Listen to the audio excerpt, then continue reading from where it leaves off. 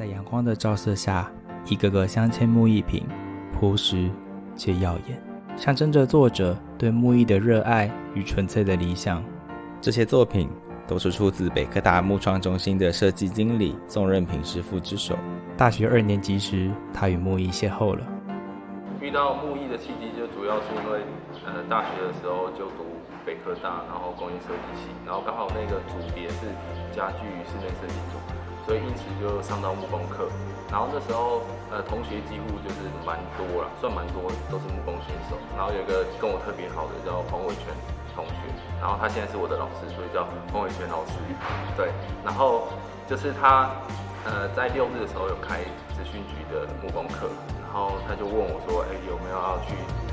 6日来学？另外一个因缘机会，就是因为我在伟全那边学了一段时间，那时候陈志成老师跟杨明金老师就是要来丰原木创中心，就是现在的地方。然后那时候就问我们这些学生说，暑假的时候是不是可以一起下来帮忙？因为这边全部都是空旷的地，只有一个大厂房，然后没有一些设备。然后那时候就想说，本来的原因是因为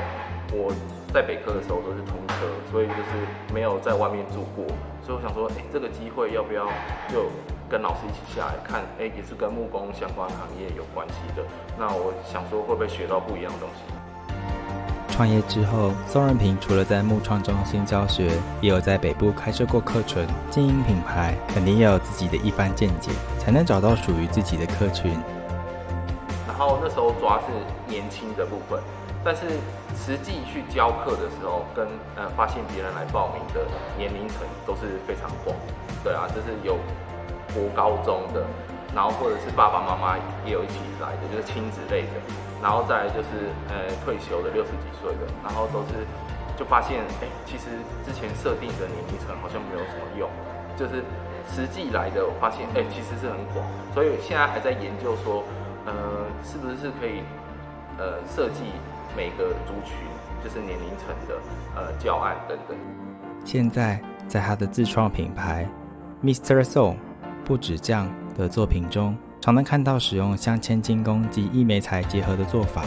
对于宋任平师傅来说，木艺就是艺术跟平面设计的立体化。每项作品诞生之前，必定经历师傅的一番尝试与改良。主要现在做的课程的部分都是希望是玩木头的原色，像前面看到的就是有红色、紫色，像是红酸枝、紫细木，然后我希望都是用木材的原色，而不是染色的方式去做镶嵌这个技法。其实为什么要用镶嵌，是因为其实就用很简单的原理，像是木筛刀跟钻孔，就这2个，那你就可以达到说，异木镶嵌或者金属镶嵌，或者是你要镶嵌什么，都是用圆的概念去放在这个作品里、跟产品、跟教案中。在无止境的学习与发想之中，宋任平师傅找到了前进的方向。他从不止步，未来也希望能借由自身进步，创造丰原在地技术与木艺结合的可能性，达成真正意义上的木创生根，风木新生。因为那时候从北科下来这边实习，然后陈志成老师就带我们去认识在地的很多的木工厂的产业啊，或者是漆艺类的，然后金属加工也有，像五金等等。那时候就会因为跟老师一直跑产学合作的东西，就要跟在老师旁边，所以你就会知道说，有些东西是要怎么去连接哪一个厂商，例如说车床的，或者是线锯的，对，或者是也有家具木工类的，那其实都是可以做量产的。那其实就是因为这样子，然后我们就会自己化成自己说，我们该做什么设计的时候，就是要用哪一个厂商，那我们要怎么去连接？像我们现在做的，像是我们现在做的工作坊的部分，因为现在要量产的，就是有材料包。那我们也是因为之前老师这样子对我们的训练，然后我们现在有能力的去找说，这个样的产品是要找哪一家厂商去量产出来。所以现在我们做木创中心做的动作，也是跟之前老师教我们的一样，就是要